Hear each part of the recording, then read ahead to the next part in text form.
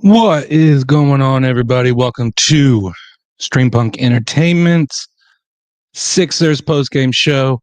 Nothing but net, and that's exactly what the Memphis Grizzlies felt like they were from 3-point land all night. The debut of Paul George, Embiid, and Maxey, and I want to add McCain into that group, is spoiled. The Grizzlies come up with the win, 117, 111. What's going on, everybody? It's Steven, Soldier Steve, 247, where you can find me. Let's get right into it. Preview of this. Like I said, Sixers debut of their big three, big four, I think, with the way McCain's playing. No Lowry tonight. He's out with an injury, so he wasn't available. Grizzlies were without Ja Morant. Sixers trying to end a 5-game losing streak. We know that didn't happen. And the Grizzlies coming off a back-to-back from a loss against the Nuggets last night in the, I think that was the not MLS. I'm used to doing six union shows. NBA Cup match. So let's get right into it. First quarter, Maxey opens up the scoring with nice little layup, nice little welcome back. What do we got? I got some comments here before we get into it. Daniel Barry Sports Highlights. Yo, what's going on, man? I wish I was doing better. What do we got? Mitch, what's going on, Mitch? Sixers suck. Have a nice night, bro. Have a great night, bro. Yeah, Sixers suck. 2-13, 2-12 now. Sorry, 2-12. Probably on their way to 2-13 Friday night. But the offense looked decent in the first quarter. Finished the quarter tied up at 31 apiece. McCain seems fearless going to the rack. His ability to it's confidence. It's really confidence that he has that allows him, and talent that allows him to catch and shoot at will. His first step, his ability to get past the defender and create something at the rim, whether it's dishing something off to somebody, which he did that in the first quarter. I think he finished with a few assists in the first quarter, 2 or 3, or he can finish himself. You can just continue to go and say countless things about McCain and what he is bringing to the table. 6, I think this was his 6th consecutive 20-point performance for McCain. But he was kind of the only bright spot of all this. And then Reggie Jackson got some time because of Lowry being out in the first quarter. So it's kind of nice to see him get some minutes. I personally have been asking for him to get some minutes. His veteran, he's been on winning teams in the past, and I think his veteran experience, especially at the guard position, is much needed. And then let me go over the Grizzlies from 3. Holy hell, the Grizzlies killed the Sixers from 3 all night. The first quarter, where we got 5 for 11 from 3, 45.5%. The Sixers 9 for 9 from the free throw percentage, field goal percentage. Memphis outshot the Sixers 52% to 43.5%. But like I said, they finished the quarter 31-31. Embiid had 10 points after the first quarter. He looked a little bit more in rhythm. And then the second quarter happened, and Kennard went off. Bane went off for 3, and they were just shooting lights out. And the Sixers defense at guarding the 3 all night, even at the end of the fourth quarter when they were building that little comeback, if Scottie Pippen Jr. doesn't airball that three, I mean, he's wide open. And again, it's just horrible perimeter defense. Um, and it feels like the defense, and Paul George was in, mind you, at this time. He hadn't gotten hurt yet. So um, I just feel like the defense, whenever they can get healthy, is going to take longer than the offense will to gel. Yeah, comment coming in. WMP, what's going on? Could have made it a 1-point game late. Yeah, could have. And Embiid throws it away. I don't know if he threw it away. Well, he threw it away. I don't know if he lost it or if he thought Oubre was going to stay in the corner. But that goes into chemistry. And I know they played together last year, but the lack of time on the court together this season, that was an instance that's where it's showing. But yeah, could have cut it to 3, could have cut it to 2 late. But the defense in that second quarter, going back to the second quarter, just horrible. And then some of the starters went to the bench, and then Paul George was out there playing with McCain when Embiid was on the bench. And I'll be honest, PG looked a little bit more comfortable without Embiid out there, with Embiid on the bench. He and McCain looked good together. Yabu looked great tonight, but that second quarter was just too much. Too much. The Grizzlies' speed, I felt like, bothered the Sixers in that second quarter. Really, all in the first half, really, really bothered them. And then towards the end, right before the half, you had that little scuffle between Bane and Caleb Martin. Caleb Martin took a little offense to Bane, hitting him with the 3-point boom right in his face. They both get techs. No Maxey in the second quarter. I wish he would have gotten a few minutes. If you played him that much in the second half, I'm not too sure what Nick Nurse was doing there. But yeah, no, it was Embiid's best half of basketball. I think his best first half. Let's see, dive into the box score for halftime. Just the 3-point was just killing the Sixers. 13 of 26, 50% from 3 for the Grizzlies, 4 for 18 for the Sixers, 22.2%. Free throws, 9 for 10. So they only got one attempt from the line in the second quarter. Grizzlies still didn't shoot a free throw in the second quarter or at all in the first half. Assists, 20-10. Grizzlies beat the Sixers in assists, and that's where the 3-point shooting was coming into play. The Grizzlies didn't need to get to the free throw line because they were shooting lights out from 3. Points in the paint, Sixers had the edge there. Fast break points, Sixers had the edge there. But again, every time the Sixers would cut into the lead, the Grizzlies would nail a 3, or they would get to the line and slow things down and pick up some points there to extend their lead or build it back up to those double digits. But halftime, Sixers up by 10, 63-53. After halftime is when everything felt exactly like how this season has been.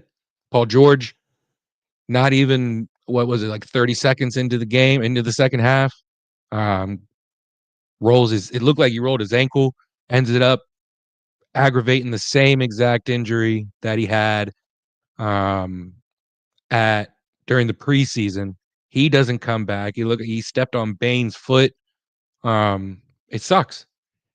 He's probably going to be out for a little bit now if it's aggravating the same injury that he had in preseason that kept him out to start the season. So it just sucks. Then later on in the game, of course, Embiid, he limped out. He bumped knees with Jackson. He limps off, scared the crap out of me there because it was like, are you kidding me? So you got Maxey coming back from injury. So it seems like injuries are going to be what riddles this, to go along with other things, but that'll be the big one. But getting back to the third quarter, Yabu gets things going. He was really a bright spot for the Sixers in this one, really in the third quarter. He lit it up. I think he went, 4 for 5, 5 for 6 from three. I got a comment from Pat. What is going on, my man? Caleb Martin, 32 minutes and 2 points. Are you kidding me? Yeah, no. And I will say, I will comment on this. He's not in this lineup with Paul George, Embiid, Maxey, and McCain. He's probably not going to be required to score. But you had a whole second half without Paul George where Caleb Martin needs to step up in those moments. And to finish the game with 2 points, 1 for 3 shooting, 0 for 2 for 3. When Paul George goes out, Caleb Martin's got to step up. So I'm with you there, Pat. To continue on the third quarter, Grizzlies finally got to the line. The refs kind of really took over the game in the third quarter. Things really slowed down. Memphis got their lead up at 1 point to 12. Jackson had that crazy and one play, and then it was a lot of free throws. There was a long third quarter that no defense, at all, especially on the perimeter. No perimeter defense at all, Pat. And I don't know. I feel like Nick Nurse teams usually have a strong defensive presence. I'm not too sure about perimeter defense, but it sucks that on a night where the Grizzlies shoot lights out, probably we're close to some franchise records from three, to the Sixers finally showed some effort tonight. Finally showed some effort. They fought back even after Paul George went out. He didn't even. I don't even think he returned back to the bench. It was hard. I almost gave up about about halfway through the fourth quarter because they got the lead up to what was it? Was it? I think it was 20 points, maybe 21 points, and I'm thinking, all right, yep. Let me get ready for the show. Let me start getting everything together. And then Embiid hits a three. McCain hits a three. And then, Reggie Jackson hit that three. And then Oubre got that steal and dunk. Cuts it to 11. Cuts it to 9. Embiid then cuts it to 4. And then you had the final minute and a half meltdown of Embiid throwing the ball away, or it looked like they were talking about he might have lost it out of bounds, but he knew right away. And those are the things where chemistry again, just playing on the court together this season. None of these guys, a lot of ISO whenever Embiid and Paul George get the ball, a lot of ISO play from the two of them. McCain is really your facilitator, and when he leaves the court, there's really no one to get the ball moving, get the defense moving. The Sixers shot pretty well from three. They just couldn't match the Grizzlies tonight. Maxey, Pat chiming in. Maxey 0 for 6 from the perimeter. Yeah, and I don't know if he doesn't have the lift from the hamstring injury. I know a couple of those came up short. He's hitting the front of the rim, so that's telling me his lift, he's not getting enough on his legs, and that'll probably come back. He got how many minutes? He got 20 minutes. So with him finishing with not getting any minutes in the second quarter, it just blows my mind that he still finished with 20 minutes, and then you had him for that long in the second half. I would have liked to see him play some minutes in the second quarter to kind of get into that 10-point lead that Memphis had. Grizzlies are coming off of a back-to-back NBA Cup game against the Nuggets. This, for me, was kind of Sixers squandered that 18 or 19-point lead on Monday against the Heat. And I'm thinking, all right, they're going to come out with a little bit of an edge tonight against a team that's coming off of a back-to-back, and They just let the Grizzlies shoot and shoot and shoot and shoot. And last night was maybe their warm-up night, the Grizzlies, because they caught fire tonight and they finished with let me see if I can pull this up. They finished 19 of 43, 44.2% from three. Made all their free throws in the end, 16 for 16. 76ers were 22 of 24. So it was the 3-point shooting that killed him. And they got to clean that up. Steals 12 to 5, Sixers in favor of the Sixers. Assist 29 to 21 in favor of Memphis. So they really closed the gap in a lot of areas.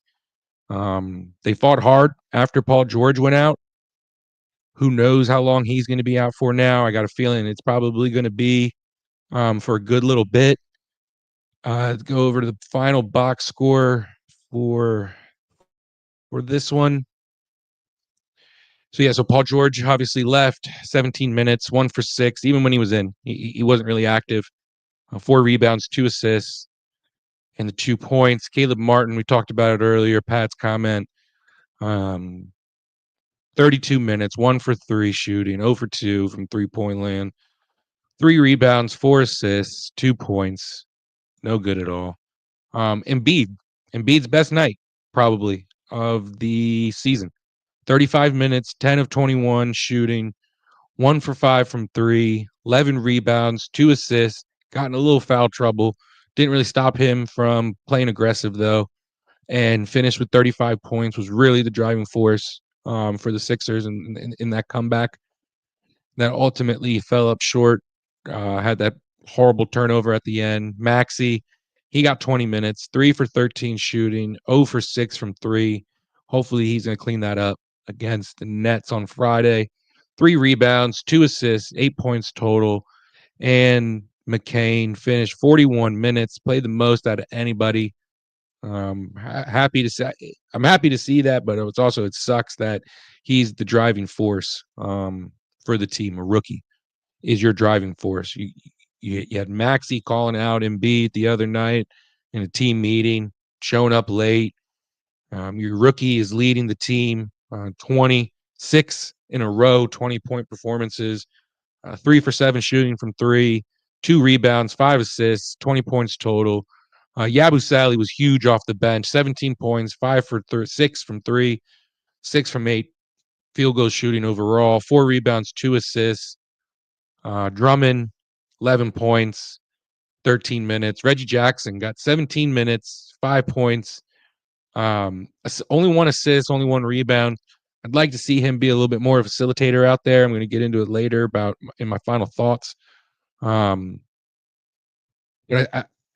I'd like to see if he's going to get 17 minutes, he's got to facilitate more and get some more assists if he's only going to put up 5 points. Eric Gordon didn't really get any time. Oubre, 23 minutes, 7 points, 5 rebounds. And Ricky Council, 13 minutes, 2 for 4, 4 points. Had those 2 big dunks. He can jump out the gym. Pat chiming in. Was this supposed to be a tank year without knowing it's a tank year? It feels that way. Or maybe it wasn't supposed to be necessarily a tank year, and it's just a season that is going to be maybe overshadowed with injuries. Paul George is definitely going to be out now. Maxey's coming back from a hamstring injury. You never know with those, how long those linger. Those can be like an all-season thing. And again, you never know with Embiid. So it sucks because it definitely feels like they're tanking. There's no chemistry on the court. It doesn't feel like, are they going to be able to build any chemistry if these guys are out injured? It sucks. It does. And then let's get into the Grizzlies' final box score before I give my final thoughts and get out of here for the night. For the Grizzlies, Clark, 19 minutes, 3 for 8 shooting, 6 rebounds, 6 points. Jackson Jr., 30 minutes, 8 for 15 shooting, 2 for 5 from 3. I always forget that he can shoot that three. And it really does suck how well they played, or how poorly the Sixers played perimeter defense tonight. Um, 25 points for Jackson Jr. Wells, 14 points in 29 minutes.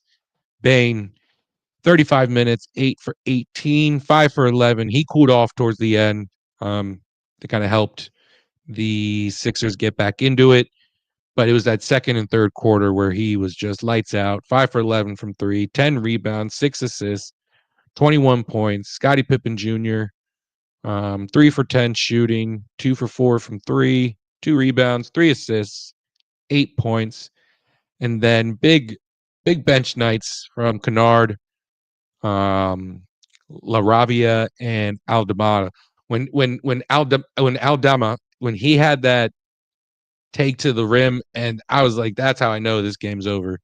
When he's taking Oubre to off the dribble into the rim, for easy buckets, it sucked. But yeah, so he finished with 12 points. LaRabia finished with 11. Huff 8, and Kennard from 12 points. And again, big night from the Grizzlies, shooting from three, 44.2%. To the Sixers, 11 for 33, 33.3%. Who we got? What's up, Kyle? Yeah, definitely a rough night, as it's kind of been all season. My final thoughts. Getting into my final thought for this one before we wrap up and call this the evening. Other than the horrible defensive play from three, and really from the jump, the Grizzlies' speed and their lack of ability to stay healthy. Besides those things, this Sixers team, I feel like, kind of lacks a little depth at guard. I have the box score up here, and I'm looking at, besides Maxey and McCain, I believe, was probably drafted to be Maxey's backup, where McCain has now proven he can start, and so he deserves these starting minutes. Like I said, 6 consecutive 20-point performances. So now, what do you do when McCain or Maxey goes to the bench? Who do you have coming in? Even when Lowry's there, he shouldn't be playing meaningful minutes. That's not going to get this team over the hump and on a winning streak to climb up in the rankings. Eric Gordon isn't going to be that guy. Reggie Jackson, he's not going to be that guy to be able to come in and give you valuable, meaningful minutes to facilitate when McCain and Maxey aren't in. And with Maxey coming off of injury, who's going to be able to step up? It's not KJ Martin, and it's not going to be Ricky Council Jr. These guys are great for moments. These guys are great for plug and play and to have moments like high flying dunks like Ricky Council does, or to be able to, have go off for, 2 threes in a row like Reggie Jackson can. That is great. Or how Eric Gordon can, and Lowry, he's been shooting great when he's healthy. But when McCain and Maxey aren't on the court, this Sixers team has a real guard issue, I feel like. So having McCain overperform and overachieve already, 14 games into the season only, it's now caused this problem where there's no depth, serious depth, actual talent, where other teams' defenses are going to be, all right, yeah, whenever one of those guys goes to the bench is when we'll take advantage of it. They really, towards when Bane and Kennard were going off for three, they really worked the pick and roll game or the screen game to get the matchups they wanted until Drummond was on them. And then Bane was doing whatever he wanted. That's going to be an issue when you don't have capable and guard depth to be able to play the perimeter. And you saw it tonight. And I think that's moving forward are going to be some issues that they're going to have to address, that Morey and Nick Nurse, they're going to have to address, and maybe get a new training staff in there because this sucks. All these damn injuries. So, yeah, the debut of the big 3/4 comes to an end with a loss. Grizzlies 117, Sixers 111. Sixers move to 2-12. Grizzlies move to 9-7. Friday night, the Sixers host the Nets. The Brooklyn Nets come to town. NBA Cup play. I don't think the Sixers have won a game in that. So their chances of even making an NBA Cup run at this point seem pretty slim. So appreciate everyone who commented and tuned in tonight. I'm going to be back on Friday for that Sixers and Nets NBA Cup matchup. Please give me a follow at Soldier Steve 247. And at the bottom ticker, you can see follow StreamPunk socials on Facebook, X, YouTube, and Twitch. StreamPunk's got a lot of live shows coming up, starting to take over, doing all these post-game shows.